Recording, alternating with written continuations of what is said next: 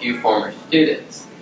And it's especially good if at least one of them has already graduated, because then if they've been through a nightmare, they can come out the other side and they can look back at it.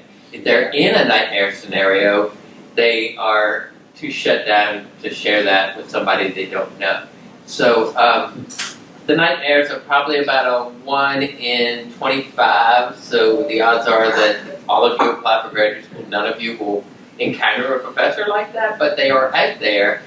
And the day I graduated from my master's, 3 other students graduated from that school under the same professor, and it took me 2 years, and it took them an average of 5 years to graduate, and all of them were smarter than me and harder working, and none of those continued their education because they had had such a horrible experience with their advisor.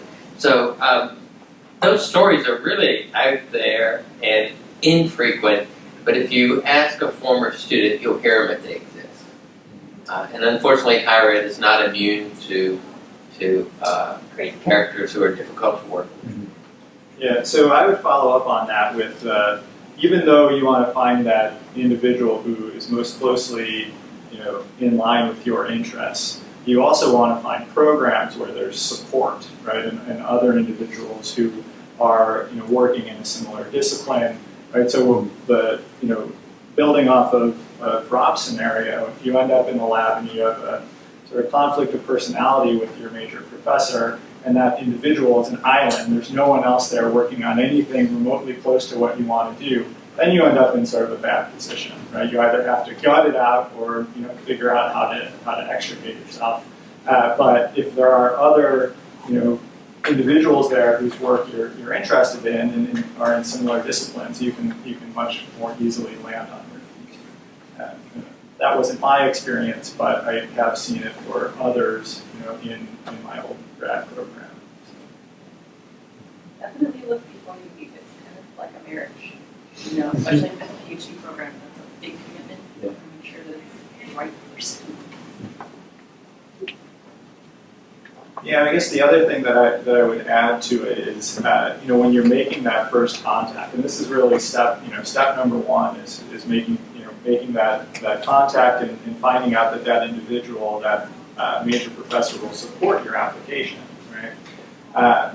And what you're doing is not just sort of pumping yourself up and pumping them up, but you're sort of very explicitly connecting, where you are now with where you want to be, right? And the more specific you can be about, why you're a great fit for that program, and that program is a great fit for you, the better off you're going to be. So that means reading, papers by that faculty advisor, right? And knowing what's going on in that lab currently, and building off of that and identifying some things that are in line with what's going on in the lab that you could be doing, right? And tying that back to your experience in the classroom or in research labs here, right? Don't discount some of your research experiences that are in classroom labs, right? So I think a lot of us put together labs where you're doing activities that are very much like the activities that go on in our labs, right? Cite those when they're relevant to the work that you want to be doing. So I think you're wanting to cite to this work that you've done that makes the case that not only are you a good candidate, but you're a good fit, right? That it makes perfect sense that you want to work in this lab and that you want to be in this environment, right? And that I think is the thing that gets you a response. Okay, it doesn't guarantee you a response, but without that, I think you're unlikely to get a response. Okay, so unless you guys toss questions in at any time, remember, okay? But if you don't have one, I'll forge ahead, okay? So what was particularly challenging for you in the process of applying to graduate school? I mean, I guess initially when you're sending out, so for my master's, I mentioned my undergrad advisor put me in contact with a few people, so that was a direct network. But for PhD, I cast the net a little wider. I guess initially, one of the tougher things was sending those emails out and not hearing anything for a while. I mean, it's funny, you know, like going through undergrad, like I would hear like, yeah, absent-minded professor, you know, blah, blah, blah. Get it a little more on this side of the spectrum, but at the same time, when you're sending these emails out, you're doing things like that. You know, here's me, here's, you know, putting yourself out there academically, you're saying, here's how we connect, I think this would be great, you know that they're probably looking for students, or that they are, and then you don't hear anything. So yeah, initially those periods I would follow up too, but you know, some of those were kind of tough initially. There's a lot, you know, you want to do this, and these are people that you're trying to connect with. But an initial step is. Yeah, and you put so much into that email and that first contact, right? Yeah. To not get any response is maddening. Yeah. Right? It's really frustrating. Might have absolutely nothing to do with you. That's But the thing, That person's yeah. on sabbatical. Yeah, It's because exactly. they That's don't have any funding and they aren't teaching anybody, or their lab is full. Yeah. Yeah, it's not you at all. When I was shopping for a PhD, John Lossos was on his move from Washington to Harvard, and I didn't know it at the time, so I'm like shooting emails like, why isn't this guy responding? Yeah. He was moving. I knew. That's how I got my first postdoc. Yeah. Because I knew he was moving. And I Yeah, knew he had money. But it's one of That's a those different things, story. like, it might not be you. It's like what Dr. Steen said, that it might just be other things in the way, or they're out and they're not responding. Yeah. But it's frustrating. I think for me it was the waiting. So I had contacted more than one professor at one university, but I let them both know, right? But they were both sort of, and I didn't end up going to that institution, but it was my other choice other than South Carolina. But they were both sort of waiting to hear back about grant proposals, and so they couldn't really give me an answer for a while, and that made me nervous. And I'd already been accepted somewhere else, so that was hard for me because I really liked their work and was really considering it, but it was sort of they found out too late for me. So sometimes I can be frustrated. I think I should have been more open-minded about what project I was doing. I feel like I went into it with this because I did an REU, and the second year REUs existed, and that gave me this research focus, and then I was working with my advisor as an undergrad, and that was this research focus, and so I ended up really narrowing myself down, and I think if I had done a better job of thinking more broadly about what projects and labs really looked interesting, as opposed to okay, this is who I am already, it would have been better. Sometimes you have to be a little flexible, right? You don't want to be completely broad where it's I love orphans, but Yeah, yeah, but it doesn't have to be I'm interested in sex expression in plants. Right. It could have been I'm interested in evolution in plants, probably. Right. but you can always give examples of it. For example, Right. Well, I don't know if this, Oh, sorry. what's the question again? There was a challenge to, challenge to apply. so this is an odd way of thinking of it as a challenge, but you all have a lot of other options. And putting graduate school on that list of options, I guess that's the challenge. I think the good news is many of the same things you would do to appeal to a professor that with whom you're networking and attempt to get into college for graduate school are the same sorts of things that look good to all the other employers you're probably considering. So learning the skills that a professor has in her or his laboratory or field site are just the same things you'd want to show a potential employer. Undergraduate research and helping graduate students do their stuff shows the same kind of initiative that every employer wants. So I don't think you kind of have to choose, I'm going to go to graduate school to be opening all the doors in your field. Did you have a question? Yeah, so kind of related to the challenging process of applying to grad school, how important is the GPA, your GRE scores to applying versus if you're really strong in research but don't have the best scores? It's a really good question. Yeah, there's a kind of trend right now to disregard the GRE. Yeah. That there have been studies that show that there's not really a correlation between how high your GRE scores and you actually graduating from graduate school. So there are some programs that I think there's a few avant-garde programs that don't even require the GRE, even the general test anymore.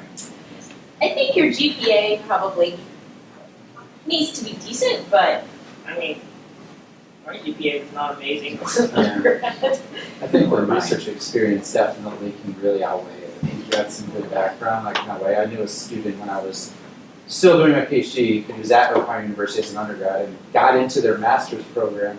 Even, I mean, this is one example, right? But he had below a 3 GPA, and that cutoff for the program is 3. But he had done so much like experience research-wise with me, with some other students and faculty at the time that it just outweighed it. His advisor was like, no, let's help me get this through. And so some schools, maybe it's not just OU, but what they did was they basically had this sort of probationary admission where they just monitor your grades like the first semester or year, and as long as you're doing well, because there is a coursework requirement you can't ignore. So as long as you're doing well, you're good, and that's what he ended up doing. So it's that experience, but I've heard the trends too about GRE kind of going by the wayside, maybe not immediately, but phasing out over time.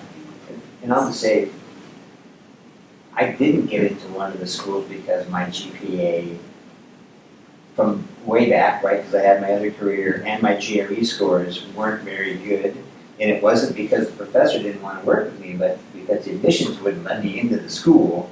Because there are still some schools, Cornell, Berkeley, that really expect those super high scores. So it's really important to be realistic to a certain extent, but I would take a student in a heartbeat who had that sort of desire to do well and can show it. Besides, but that's just me as an individual, because I think it's your whole package, not just your grades. But there are some programs where that's your first step into the. I was at Cornell. I was already writing proposals for funding, and then admissions said, "No, we can't let you in," and it worked out great in the end, right? But so there are some, but I think the trend is going away from that. So get your undergraduate experience, which all of you have, and are continuing to do so. And I would also say that there were a couple of students that were ended up being graduate students with me, but they did not have the GPA or the GRE to get in at first, and so they actually came to work as technicians, in the lab for a little while, just so that we could not meet, but the advisor can see whether or not they have the skill set. And so sometimes there's a back door too, where you can get to know a potential advisor. Just taking a semester or a year and working as a technician in someone's lab is a really good experience too, especially if you're weak on your research experience, and then that can open up some networking doors too.